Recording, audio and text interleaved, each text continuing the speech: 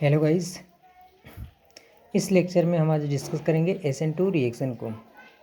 SN1 reaction हमने पिछले lecture में अपलोड कर दिया है, जो लोग नहीं देखें वो देख सकते हैं। SN2 रिएक्शन का मतलब होता है कि nucleophilic substitution reaction second order का। ये सेकेंड ऑर्डर को फॉलो करता है, सेकेंड ऑर्डर ऑफ रिएक्शन को फॉलो करता है।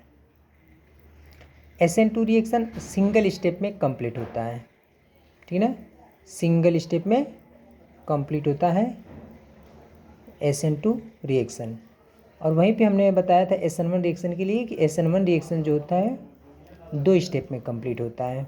तो ठीक SN2 रिएक्शन SN1 रिएक्शन का उल्टा होता है, अपोजिट होता है, ठीक है।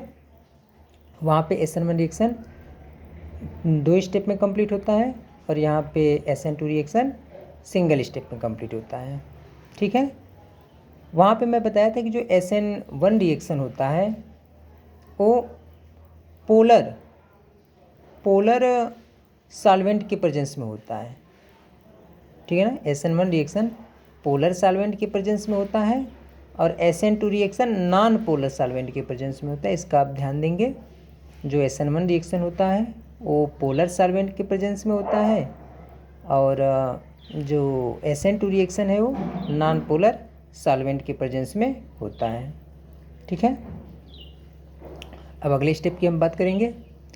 तो SN1 रिएक्शन में इंटरमीडिएट कार्बोकैटायन का फॉर्मेशन होता है, ठीक है ना।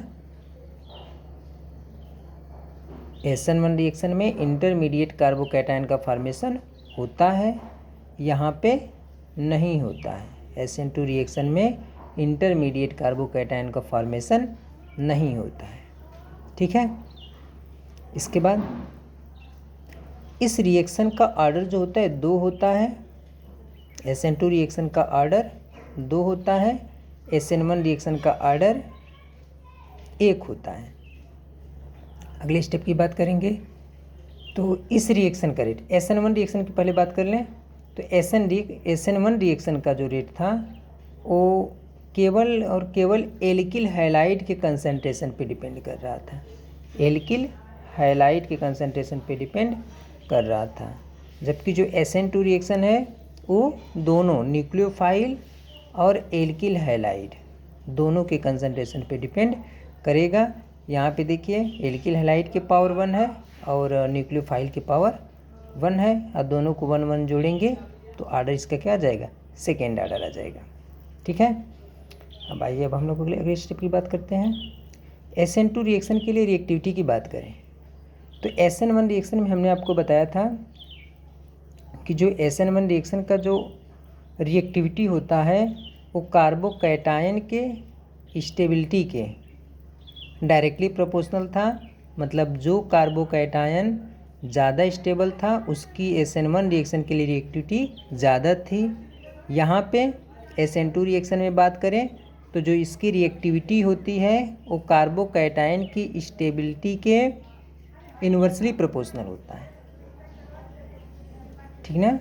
जो SN2 रिएक्शन में जो रिएक्टिविटी होती है कार्बोकैटायन की वो इसके स्टेबिलिटी के इन्वर्सली प्रोपोर्शनल होता है। मतलब वहाँ पे डायरेक्टली था तो यहाँ पे इन्वर्सली है, ठीक है। यहाँ भी अपोजिट है। वहाँ पे सबसे ज़्यादा SN1 रिएक्शन में सबसे ज़्यादा स्टेबिलिटी, सबसे ज़्यादा रिएक्टिविटी रेजोनेंस, अगर कार्बोकैटायन रेजोनेंस में आ रहा है तो सबसे ज़्यादा रिएक्टिविटी उसकी थी। फिर 3 डिग्री का था, फिर 2 डिग्री का था, फिर 1 डिग्री का था, फिर CH3+ का था। लेकिन SN1 रिएक्शन में, SN2 रिएक्शन में सबसे ज़्यादा रिएक्टिविटी CH3+ का होगा, फिर 1 डिग्री का होगा, फिर 2 डिग्री का होगा, फिर 3 डिग्री का होगा, फिर रेजोनेंस का होगा, ठीक है। अब आगे बात करें तो वहाँ पे जो न्यूक्लियोफाइल था, वहाँ पे न्यूक्लियोफाइल बोथ साइड अटैक कर रहा था। फ्रंट साइड से भी अटैक कर रहा था, बैक साइड से भी अटैक कर रहा था। तो वहाँ पे रिटेंशन और इन्वर्जन दोनों प्रोसेस हो रहे थे। लेकिन यहाँ पे न्यूक्लियोफाइल केवल बैक साइड से अटैक करता है और ये रिएक्शन सिंगल स्टेप में होता है। न्यूक्लियोफाइल देखिए बैक साइड से धीरे धीरे इससे क्या कर रहा है, इंटरेक्शन कर रहा है और धीरे धीरे जो इससे वीक न्यूक्लियोफाइल है वो धीरे धीरे यहाँ से उसका बॉन्ड वीक होता जा रहा है और फाइनली इस स्टेट को हम लोग बोलते हैं ट्रांजिशन स्टेट और फिर क्या होता है, धीरे धीरे न्यूक्लियोफाइल इस कार्बन से जुड़ जाता है और जो वीक न्यूक्लियोफाइल था वो यहाँ से हट जाता है। ठीक है, और इस प्रोसेस को कहा जाता है, जब न्यूक्लियोफाइल बैक साइड से अटैक करता है तो यहाँ पे होता है इन्वर्जन। ठीक है ना, SN2 रिएक्शन में केवल इन्वर्जन पाया जाता है और SN1 रिएक्शन में रिटेंशन और इन्वर्जन दोनों प्रोसेस पाए जाते हैं।